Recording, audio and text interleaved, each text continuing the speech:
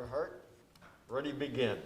I pledge allegiance to the flag of the United States of America and to the republic for which it stands, one nation, under God, indivisible, with liberty and justice for all.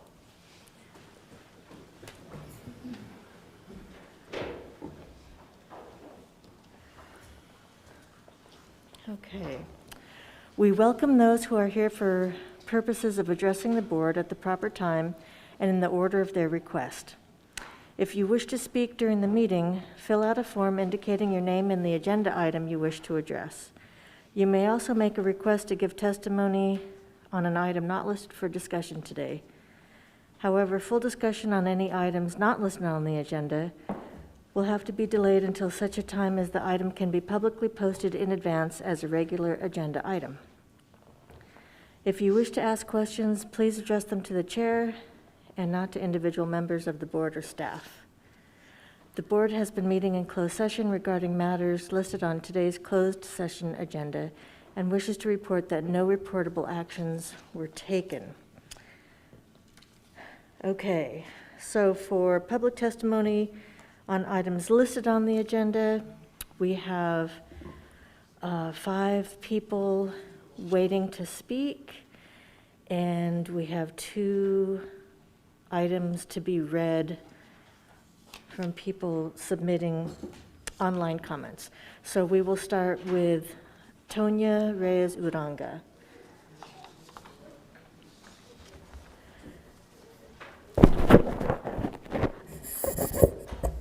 And then also,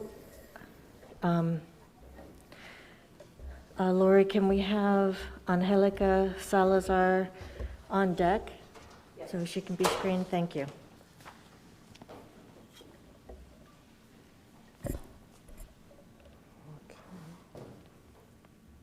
Yeah. Okay, let's see. My name is Tonya Reyes Uranga, and I'm here to speak on an item, item 11. I live in zip code 90806, and first of all, I want to thank you for your tentative agreement with TALB. Good relationships are essential when working in the district, and having the teachers get an agreement is great. Back in May of 2018, I was concerned and interested in a press release that read, parents, community groups, and LBUSD reach an agreement to increase funding for high-needs students. This was a result of a complaint filed against LBUSD that challenged the district's spending plan under the Local Control Funding Formula, and in its Local Control Accountability Plan, LCAP. The district was identified in the complaint because of misspent more than $40 million in state funding that was intended for high-needs students. The settlement agreement was to provide the district's highest need students improved services benefiting low-income students, English language learners, and foster youth. Parents would also benefit from greater community engagement. It provided funding for additional mental health and social-emotional services, as well as extended tutoring in math, English language arts, and many of the district's highest need schools. The agreement also supported increased and improved community engagement, translation services in Khmer and Spanish, and participation for high-need families, especially in the LCAP development and monitoring. It also called for yearly progress reports and fall and spring forums to create a space for community dialogue.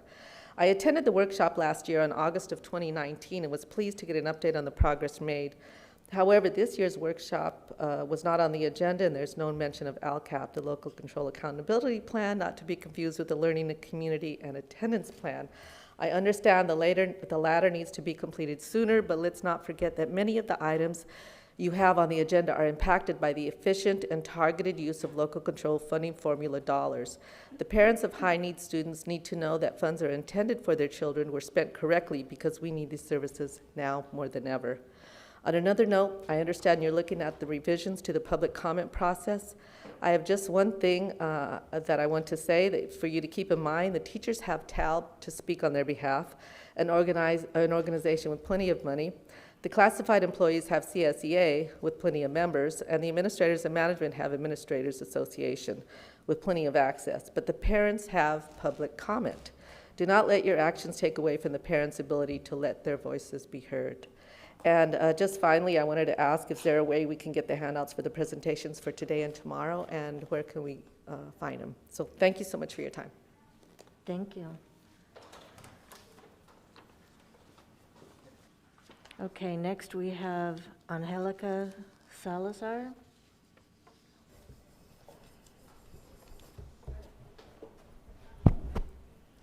And then Lori, after that, we have Mariela.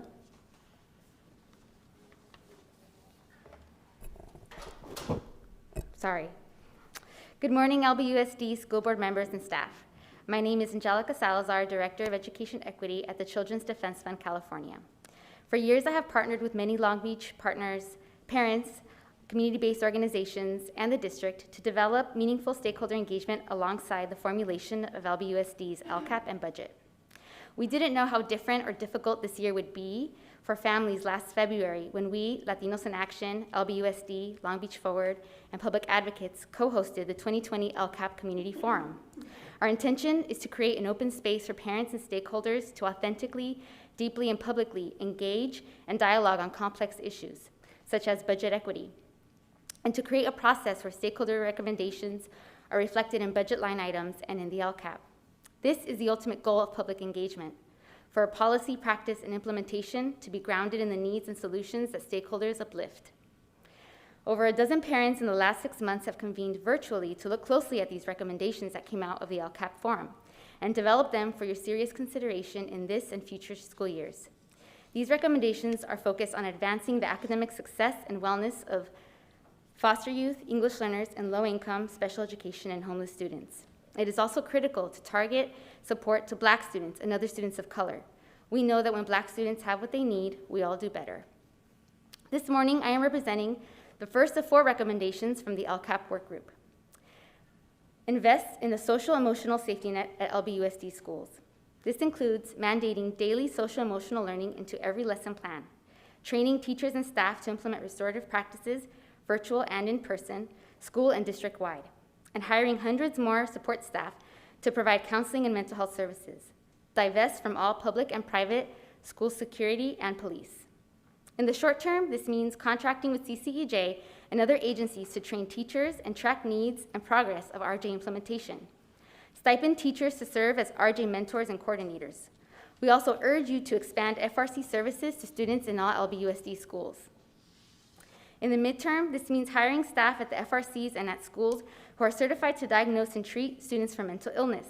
We understand that this is outside the scope of what FRC and school counselors do now. And now more than ever, students need deeper interventions that are timely and accessible at school and despite having insurance or documentation.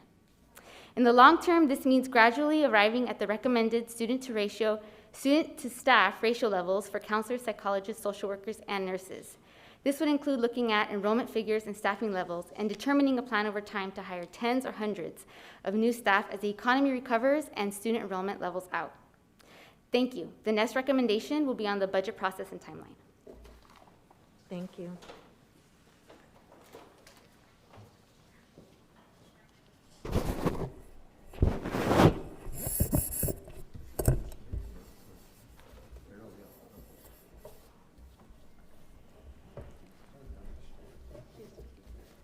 And Lori, next we'll have Lilia Ocampo. Good morning. I'm representing the second recommendation for the LCAP work group. My name is Mariela Salgado, and I'm here today to provide and discuss budget and timeline.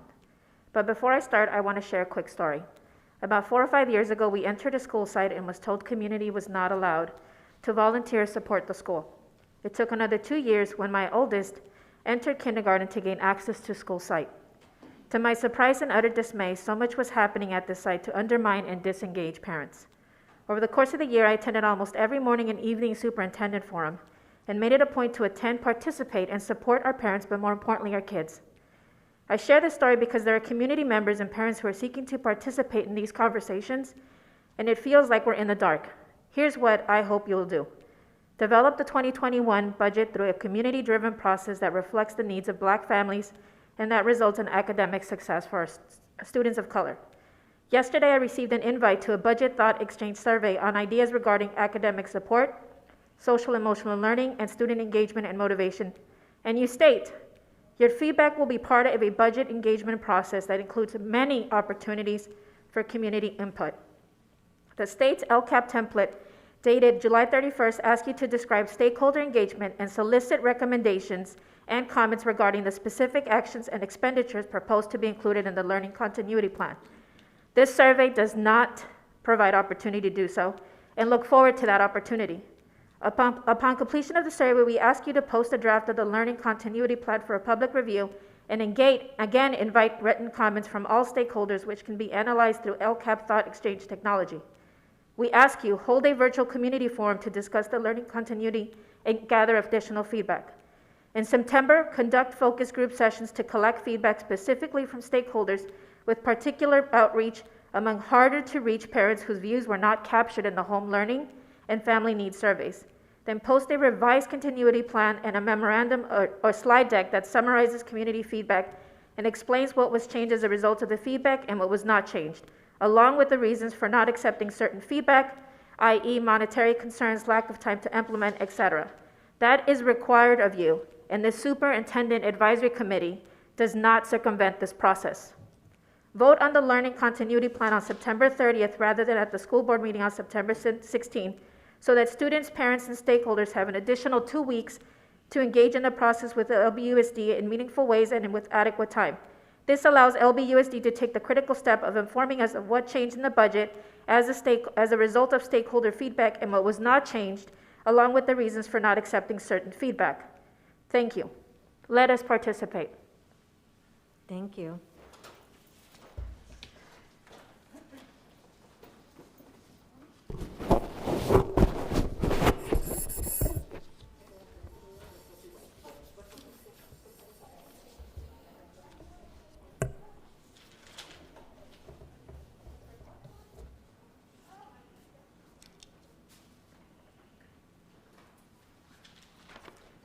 Good morning. My name is Lilia Ocampo, and I'm going to present the third part of the recommendations. We want please to conduct home learning, hybrid learning, home and in person, and the eventual reopening of school based on equity for Black and high-needs students, which includes priority access to technology, academic, and social economic support services, and socially distanced and personal activities. Ensures families have adequate internet capabilities and devices at home with extra help for high-need families. Conduct effective communications via electronic and traditional methods in English, Spanish, and Khmer. Conduct home visits to engage families who are harder to reach to ensure students' participations and education. Conduct a learning loss assessment to determine differentiated levels of support for each learning loss recovery services, enrichment and programming. And also make sure that parent view, which is the what parents use to choose their, the way the kids are gonna get their education. It is in Spanish and in the other different languages that parents speak. Because at this time, I'm already made my choice. I have problems with parent view. I was able to receive confirmation for one of my kids. The other, I'm still waiting. I hasn't been able to go back to parent view. And I noticed also that only the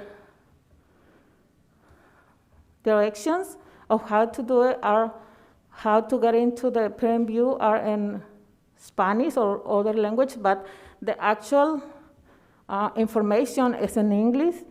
I spoke to different parents, and they have already made a decision, but they, even though they don't know, they didn't know at the time that I talked to them that they're gonna start online, and possible on October they're gonna start like going to school if they're open. So please make sure that the information gets to the parents, because there is a lot of confusion, anxiety, and that's not good for nobody.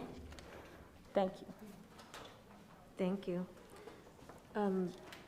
Okay, next we have Jerlene Tatum.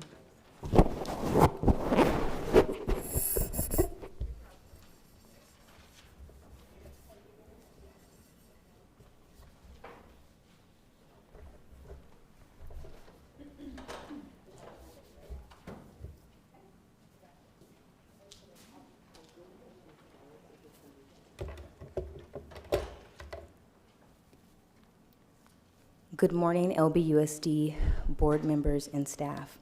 My name is Jerlene Tatum. I'm an LBUSD parent, and for the last 2 years, I have participated in the LCAP Community Forum Group, which was formed out of the 2018 settlement agreement between LBUSD and community organizations. This morning, I am here to represent number 4 of the 4 recommendations from the LCAP group. Prior to me, you should have heard from 3 other members. So I want to say thank you to Angie, Lilia, and Mariella for number 1, 2, and 3. Today you will be speaking on agenda item, in your agenda item number 11, you will be talking about engagement. So my number 4, or our number 4, is on parent engagement. We would like to request that you transform current parent engagement practices by seeking and embracing the perspectives of all students, yet specifically putting some extra effort on Black and brown students and parents. Short term, hold virtual focus groups, open town halls, and budget study sessions. Again, target Black and brown parents for inclusion and participation. Midterm, hire a staff member who is entirely dedicated to monitoring, improving, and assessing parent engagement processes to align to the following values: meaningfulness, accountability, transparency, and racial justice. Long-term, undergo a parent-led process to review existing definitions, metrics, policies, and practices that govern parent engagement in LBUSD. Identify gaps and solutions. Monitor implementation of changes and assess regularly. For the last couple years, following the delivery of community forums, we have been given the opportunity to present before the board. We presented our findings, and we also provided a summary of what we learned. But due to the shutdown, we were unable to present at the first workshop. When we asked this time, we were denied. So again, back to parent engagement. When parents and stakeholders come to you asking to be part of the process, please show that you value us enough to give us 15 minutes. Today, we took ours, but help us out by making sure that we are present and we don't have to go through the extras to give you tips and tools on how to better serve us. We're going to be doing an online forum, reporting out. We will send you an invitation. Thank you. Okay, the next we have 2 online submissions to be read. So my name is Priya Balsen. I'm a parent of 2 children in LBUSD. I also work with students and families in LBUSD and in neighboring districts, advocating for special needs students to receive the resources and support that their individual needs require. Many of our LBUSD special education students struggled with their curriculum during the spring emergency closure. Families were overwhelmed with the challenges of crisis learning. Many parents of special education students felt disconnected from their schools during this time. As for many, communication with the district was minimal. Distance learning has not worked for many students who require support, including one-on-one, in-person behavioral support, mental health, or medical support. There is no one size fits all in special education, and each IEP must focus on the individual needs of the student. Many of our special needs students will fall behind as a result of distance learning. We must do better as a district. As we move to fall, it is imperative that parents of special needs students are fully included in educational planning. Parents, however, continue to feel disengaged from the planning for reopening. Upon receiving the district's questionnaire for fall schedules, there was no information provided to families as to how special education services pursuant to their IEP would be addressed under the options. The class format schedule currently proposed is further unreasonable for many students who cannot be expected to stay engaged for a full day on Zoom. This is a challenge for students in a general education setting, and even more so of a challenge for students who need support and modifications under their IEP. The public health crisis has been ongoing and planning should have been prioritized. However, these questions and many other concerns have yet to be addressed. Conducted Zoom sessions held last week did not provide substantive answers to the questions and concerns of parents. A brief 1-hour meeting was held via Zoom by the LBUSD Special Education Office for Parents. Many parents did not feel as though their questions were addressed. Special education teachers have also not received answers to these important questions, as many teachers were unable to attend a meeting last week as the Zoom was limited to 100 participants. Disappointingly, the meetings were not recorded for those unable to attend. Parents are unsure as how to prepare for the school year. What will the school day look like for their child with an IEP? How will their services be implemented? How will I juggle my child's? Next we have We Matter, no name. I am a counselor, a clerk, a school psychologist, a school psychologist, a janitor, a nurse. Why are we different? Non-union members are experiencing an injustice that should overwhelm your core as it devastated ours.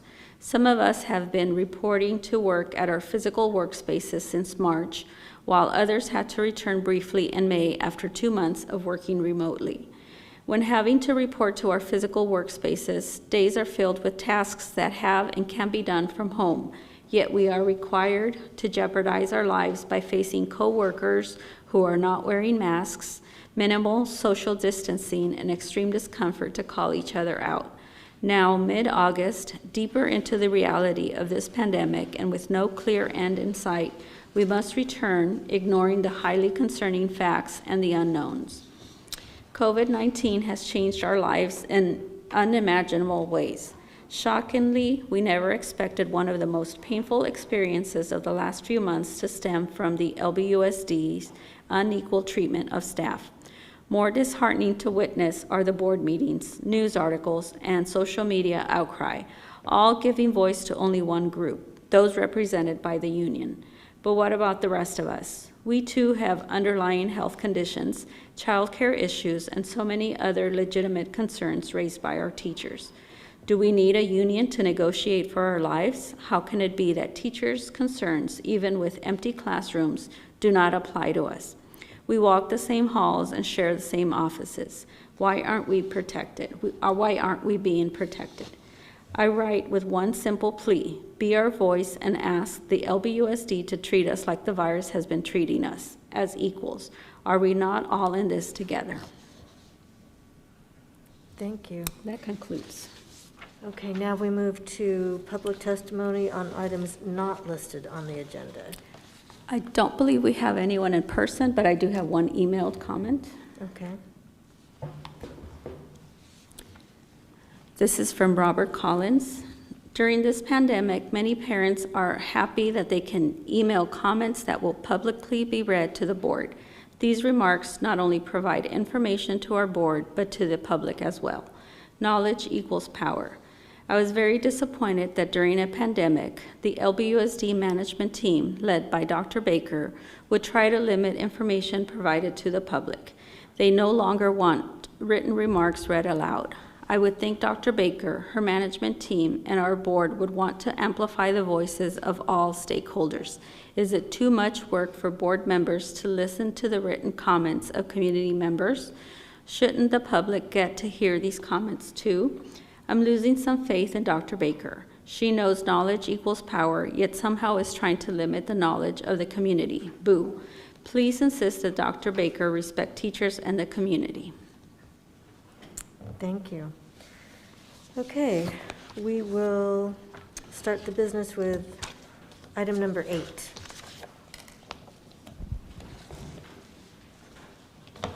Thank you, and good morning, everyone. I am pleased to kick off our workshop day. Just want to share a little bit about the day and then take the opportunity to talk about the organization of central office to support excellence and equity as we start our day. So first of all, our 2 days together have been planned so that today is focused on things that support schools and students, many of which are business items and many of which apply to departments that support schools and classrooms. That's important, and I want to just reflect a couple of weeks ago, Mrs. Craighead and Ms. Kerr, we took a tour of several departments and had a firsthand look of what it means to be supporting students and teachers and schools by the work that's happening across the district. We went to the nutrition services branch, our warehouse, the duplicating office, purchasing and contracts, the facilities branch, and maintenance branch, and we saw firsthand how our entire Long Beach Unified staff thinks about their work relative to students. And so I hope that today you'll have an opportunity to hear some of those things in action as we hear from different departments that are more business oriented to the work of this district. So I want to start with just a brief presentation. Those who are watching it in the audience can find the district organizational chart on our website that was posted on August 1st. And I just want to provide some context to that. So slides are up, thank you. When I think about excellence and equity and the work that we will engage in this year, you all have made strong statements about your desire to have an equity policy, and you're going to hear more about that tomorrow in Dr. Brown and multiple presentations by staff. I want you to think about our organization taking things from policy to implementation. And so that's why I want to spend a few minutes looking at the organizational chart. Because in order to take a vision, board vision, my vision, our staff's vision, to implementation, we've got to think about how everybody's work is part of that excellence and equity agenda. So just a few things. Some of these slides reflect concept in thinking about strategic organization for excellence and equity. You heard me speak in previous meetings about being fiscally responsible and actually the reduction of central office positions in thinking about this strategy. Being equity focused, bringing forward an all means all. And you've heard staff over the last couple weeks talk about the integration of academics and social emotional learning, as we heard some of our speakers talk about today. I also want you to keep in mind as you listen to presentations today and tomorrow about this idea of coherence. How do we bring all of our efforts together in service to our students? Coherence means focusing direction so that we have things that are non-negotiables in the direction that we're setting for the district, cultivating collaborative cultures both in central office and in our schools and departments, securing accountability, most importantly, our internal accountability, how we report to each other and how we hold each other to high expectations in service to our students. And then deepening learning, which is something that Long Beach Unified over time has historically been recognized for as a learning organization. We heard that actually when we were out at our classified departments over the last couple weeks, that many of them love this idea that they could advance in their careers. They were learning, just like teachers are learning to improve their craft, so are our other staff who are engaged in district leadership. So today I just want to take a moment. I'm going to center around our certificated organizational chart, the part of this that is senior staff in key leadership positions. Not to say that you're going to hear from several members of the business side of our house as well, but just to give you an idea of the certificated leadership and their roles and responsibilities in the year ahead. So you have, and we will post this on our district website, you have a way of thinking about leadership roles to operationalize or actualize an excellence and an equity agenda. And while I won't read these to you, I just have a few things that I want to highlight. Starting with the role of Deputy Superintendent in Dr. Brown. As you have previously heard, Dr. Brown will be responsible for working with an equity team that will bring back recommendations around board policy, She will oversee equity and inclusion initiatives. She will work to bring a district system that has been critical to our cost saving and cost reduction program to bear and other departments. And she is already hard at work developing student engagement best practices. These are in addition to many of the traditional roles of a deputy superintendent of a school district. In our assistant superintendent of school support services, Dr. Aaron Simon, already hard at work, working with teams around the launch of district-wide social emotional learning. You'll hear today, actually, Chris Brown will talk about metrics associated with SEL. Aaron, Dr. Kale, and our research department working together around how to monitor and how to really engage in a systematic approach to SEL. Dr. Simon will also be looking to launch a committee to study the overrepresentation of African American boys in special education. In Dr. Kale's work, Assistant Superintendent, Office of Curriculum Instruction and Professional Development, she will make her official transition with Ms. Secchi in the middle of September, and will be engaging in a study of district curriculum to assess cultural relevance and anti-racist stance. That will involve stakeholders from the community, experts in the field, to help us look at our district curriculum. And then you'll also hear later that Dr. Kale has a director who, in Angelica Gonzalez, who will be developing dual immersion leadership team to advance the district language programs. And then in the Office of Research, under Chris Brown's leadership, he is tasked with leading new technology change management processes, hugely important in this time when we're going to a learning management system and looking at integration of many of our systems. He'll work with the Technology Office under Yumi Takahashi's side of the house. And then he will also work, and you'll hear this afternoon about some of his work, to really look at K-12 metrics to assess our excellence and equity agenda, as well as SEL. Our level offices who supervise schools, there are many things that go across our 3 level offices. You're going to hear over the next couple of days about their continued work to center equity in their principal supervision practices, building on several years of work. Much of it started as part of our Wallace Principal Supervisor Initiative, but they are bringing to bear many additional equity-centered principal supervision practices that you'll hear more about. They'll also be tasked with thinking really closely around learning recovery and intervention for students. And then continuing to develop strategies across their levels that are level specific around the interaction with students from a restorative perspective, as well as thinking about early learning and the integration of early learning into the elementary school division. Assistant Superintendent, Human Resource Services, and Mr. Zaid, continuing to work on short and long-term strategies to address workforce diversity and the development of university partnerships to support the district's equity strategy, along with continuing partnerships and hiring practices that really help us to think more broadly and more deeply around our hiring practices that are in service to our students and diversification of our workforce.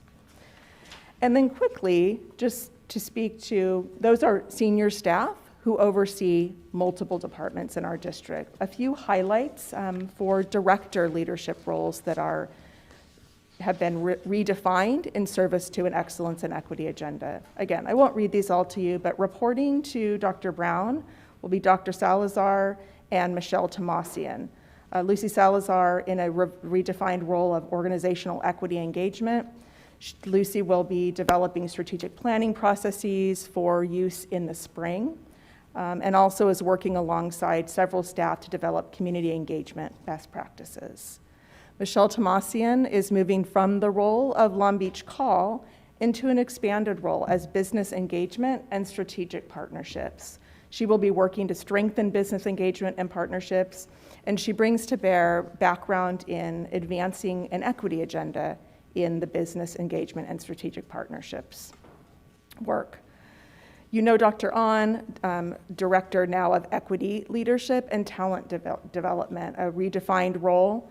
She will be coordinating new equity-centered talent development programs, and tomorrow you'll hear a little bit about the results of the Wallace Exploratory Tests, which was an opportunity for us to engage in a study of many different aspects of equity in pipeline programs, but across the district. And then lastly, also 2 director roles. So Dr. Sosa Valderrama, Director of Student Support Services, she moved from her role as Head Start Director. She will report to Dr. Simon in support of launching the SEL strategy that we've talked about. And she will also be tasked with working with the Stakeholder Advisory Committee to examine and assess district-wide suspension and expulsion data to provide recommendations. Reporting to Dr. Kale, Angelica Gonzalez comes after being a principal supervisor and a successful principal to help think very strategically about dual immersion, develop a long-range plan, and then support the dual immersion schools that are active at this time. She comes with deep background in English learners and will lead continuous improvement efforts to support English learners. And then lastly, just to make note that Tammy Lavelle comes to the superintendent's office as a special assistant or assistant to the superintendent in the role of district representative and spokesperson, as ombudsperson, as problem solver, with responsibilities that include supporting activities out of the superintendent's office. She will have some specific leadership and support roles around equity agenda and equity initiatives. She will be a liaison with the community for community members that want to engage or want to talk to somebody specific to work that they're doing in the community. And then she will do some support to executive staff and follow up from things like the board meeting and other activities that we are all engaged in as a team. So I hope this gives you kind of a perspective, a lay of the land, as we say, and not just an organizational chart that doesn't really have meaning to you. You'll hear more about the business side of the house at some point in the future, but wanted to acclimate you to our senior staff and how we plan to take the things that we talk about from policy and vision into our active work in a day-to-day way for our across our district in service to students in excellence and equity. So take any questions that you want to ask me, and if not, then we will proceed with the agenda. Does anybody have any questions? Dr. Williams? Yes, Jill, how does the business area fit into our equity process? Sure. What's that going to look like? Yeah, it's a great question, Dr. Williams. I guess the way you can think about an example of that today is when you hear Yumi Takahashi and the team who's going to talk about budget engagement. They are central to an equity agenda as well.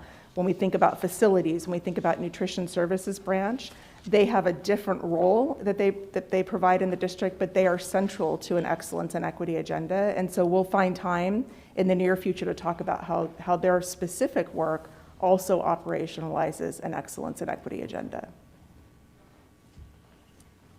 Okay, Dr. Benitez. Yes, thank you, Madam Chair. Dr. Baker, could you talk a little bit about, you just had the example for Dr. Williams right now, how the different stakeholder groups, sort of their entry points, make their way to these sort of strategic positions. So the convening groups like that we have for LCAP, we heard for public comment today, the Community Advisory Committee recommendations and things that come out of that, the Superintendent's Advisory Committee. Could you talk a little bit about how those different spaces make their way up to the positions and offices that you described? Sure, thank you for the question, Dr. Benitez. I think that I can say today that there's not one way that community members or students become involved in any of these committees. We will be looking and providing the board regular updates on existing committees and new engagement strategies. So, for example, you'll hear in the board workshop, Dr. Brown's going to give an update tomorrow about student engagement, as well as her way of reaching out to hard-to-reach community members for participation in the Equity Task Force.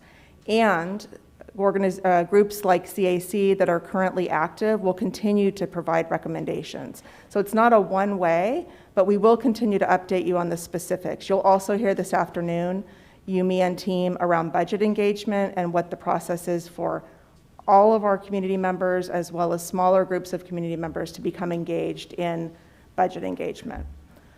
So I hope that gives you a little information, and just knowing that we will continue to update the board on the different engagement strategies depending on what aspect of our work is taking place. Not all of the work will start at exactly the same time either. For example, in the last meeting, we talked about the school renaming committee that won't start until later in the fall. That's likely true with some of the other committees that are noted here, because we need to get school up and running and make sure that our students and our teachers and our staffs have what they need. So you'll hear more in the days to come. And if I could just follow up on that. I know as we talk about these committees, because I'm looking under Dr. Simon, she's going to do a committee on the special education. There's also a curriculum, developing a curriculum, equity curriculum advisory committee that can include some stakeholders. Perhaps there's a place on either in Parent University or under the superintendent's webpage that could list what some of those communities look like. It doesn't necessarily mean that there would be openings on those. I know on the city website they have what the commissions are, and it's always all listed out there. Whether or not there is an opportunity for someone to be appointed to that is always in flux depending on what they're doing, but maybe there's a way to put that somewhere so that folks could reference what some of those non-standing committees are, or the newer committees, in a space where they could look to get engaged, and then they could reach out to either staff, or if they reach out to us and say, hey, I saw that there was this committee, how can I get engaged or involved? But I think it would be helpful to have those maybe listed all in one place, potentially under the superintendent's website page, potentially. Great. Appreciate the suggestions, Kerr. Just to add to that, Board Member Kerr, I think another option for, particularly for parents, if they're not already on one of these committees, that they could certainly participate vis-a-vis some of the organizations that may already be on these committees or represented. So that would also help, I think, if we had it listed out. So thank you for the suggestion. Yeah, I'm glad you said that, Dr. Benitez, because we do have a number of groups that are very active already, and I wouldn't want to discount their active work in CAC and DLAC and ELAC. Those are important groups that staff really engages with and listens to, so thank you for recognizing that as well. Also, I have, I guess, less of a question and more of a comment, but one of our public comments included the idea of having cultural focus groups. And I thought that would be a good fit for what we do. And probably this is the place to put it, is our excellence and equity part of the district. I know that our focus right now is reopening, the safe reopening of schools, and this is all consuming. But once we get into a rhythm, I think that's something we could look at. Mm-hmm. Yes, thank you. And that's another good reason for having a workshop, so that we all can listen to community comment as well as your suggestions, and we appreciate that. Okay, so was there more to the presentation? Nope, I'm finished, and so we can start our first going back to just setting up the day. Remember, today is around many of the things that support classrooms and schools, but a focus on more of our business items. And so we'll start with item number 9, which is Measure E project update and discussion. I believe we have Dave Miranda and Alan Rising. We're scheduled for a break right now. Okay. Actually, first before they start. Okay, great, thank you. Yeah, they're not scheduled to start until 10:30, and we are ahead of schedule because we are scheduled to have a break until 10:15. No, Okay. we were going to start at 10:15 and return at 10:30. So it looks like they will be here in a few minutes, and because it's noted that we can adjust the schedule for board workshop, why don't we reconvene in 15 minutes, take a 15-minute break, and assuming that they're Okay. ready to go, then we'll start a little bit ahead. Okay, so we are scheduled to reconvene at 10:05. Great. Thank you.